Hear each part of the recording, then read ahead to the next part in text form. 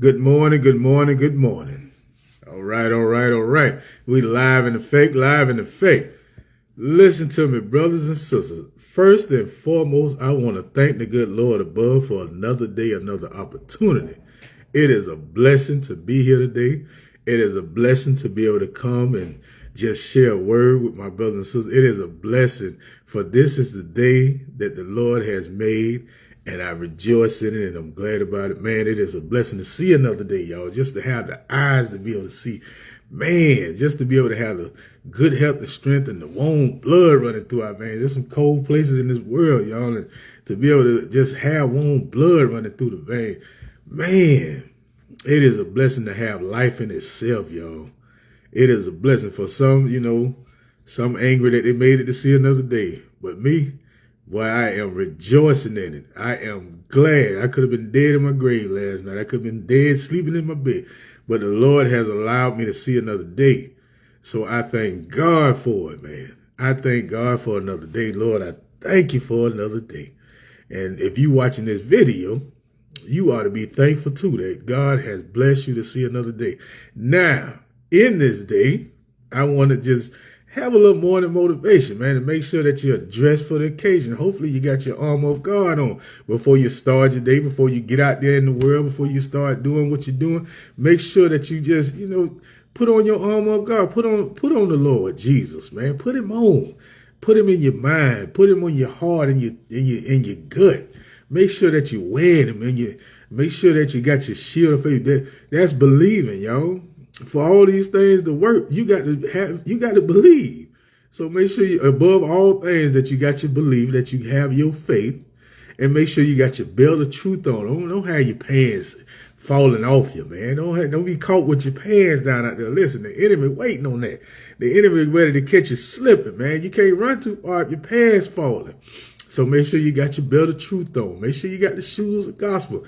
Tell somebody about Jesus today, man. Tell somebody the good news of what he has brought you through or what he's bringing you through. Tell somebody the good news. And so, you want to make sure that you are fully equipped, having on the helmet of salvation.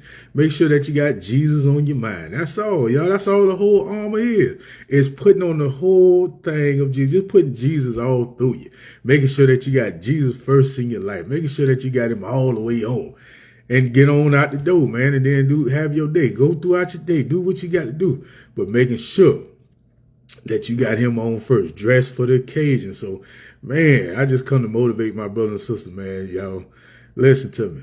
Listen to me. Listen to me. If you don't do nothing else, just listen to me for a little bit.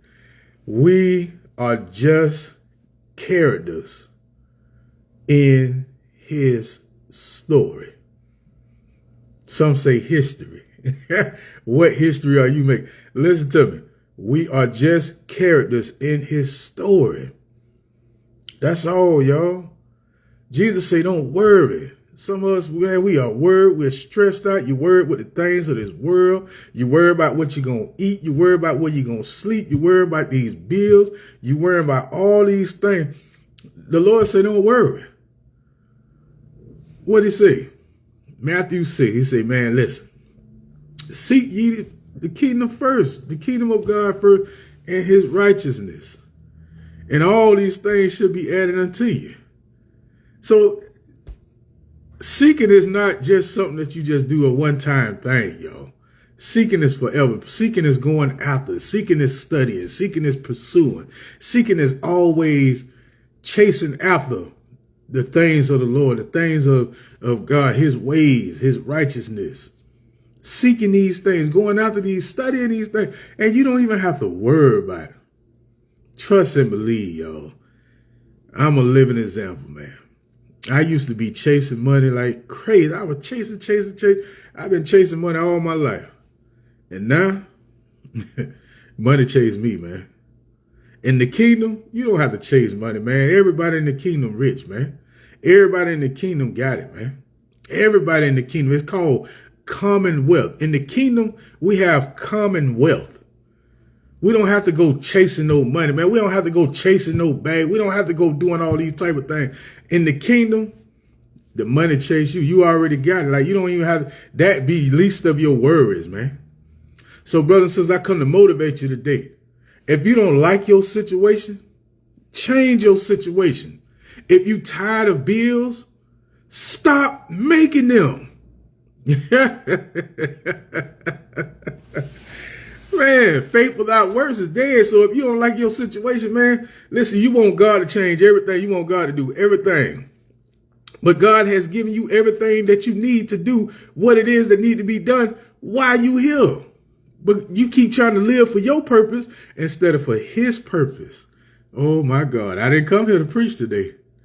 I just came to motivate. If you don't like your situation, brothers and sisters, change your situation. God has already given you all that you need to change your situation. Change it. You keep begging God, Lord, change my situation. Lord, I beg of you to change my situation. The Lord said, listen, you already got it. All you got to do is do it. You already got it. All you got to do is do it. And stop making it. We be having all these bills and be tired of working. Man, all I do is work. I ain't got no money. Stop making bills. Start being smarter with your situation. Start being smarter of what he has given you to be manager over. The Lord has blessed you, so therefore be a good blessing and be a good steward over what he has allowed you to be a manager over.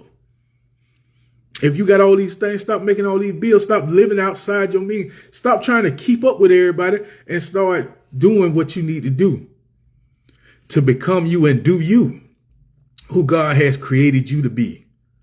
You continuously keep getting caught up in everybody else's dream and don't know who you are, don't know your purpose, don't know what you're supposed to be doing. And so that's why life seems like it's not making no sense.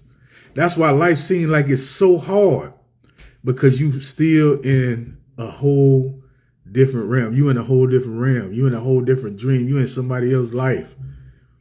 You got to get out of their life and start living yours. It become easier, y'all. I'm trying to tell you.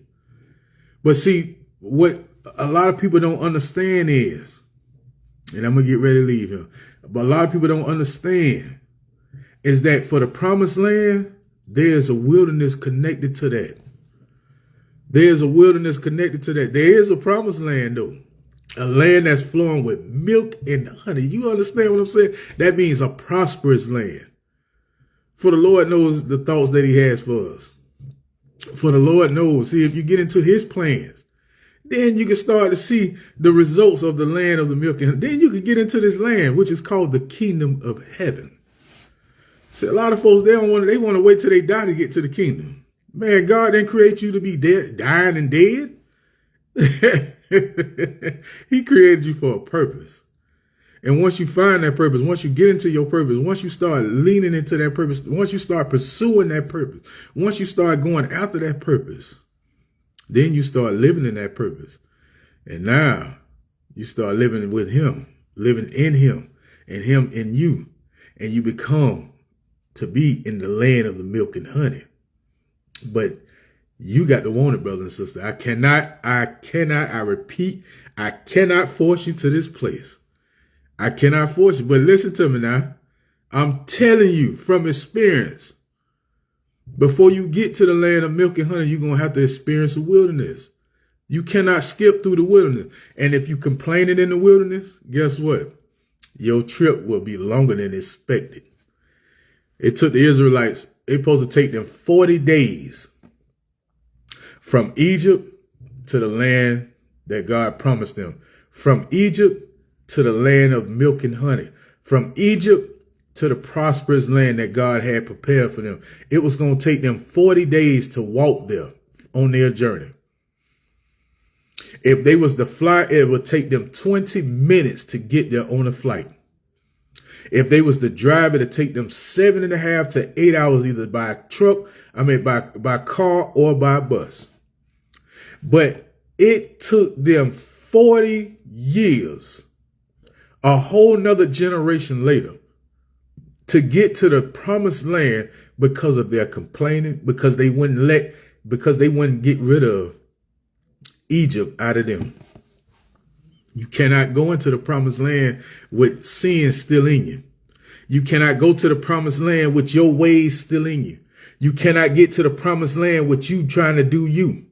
You cannot get to the promised land the way you want to get there.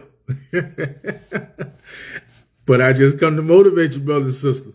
Wake up. It's time to go. It's time to start this day. Listen to me. If you're tired of your situation, if you're tired, and some of y'all are tired, I can see it on your face. Some of y'all are tired. Some of y'all tired of doing the same thing, tired of getting the same results.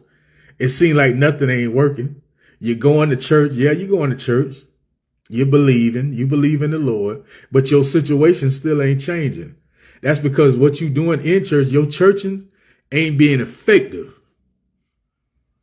And so what you doing, it seems like you're doing it for nothing. And that's what caused a lot of people to be confused. That's what caused a lot of people to just give up on the church thing, to give up on the God thing, to give up on the Jesus thing. That's what caused a lot of people just to say, man, you know what, man, I just figured this thing out on my own. Because what they are learning, what they're getting, and what they're in is not being effective. Man, the Lord, listen, his word, if you plug that into your life, you will see the results.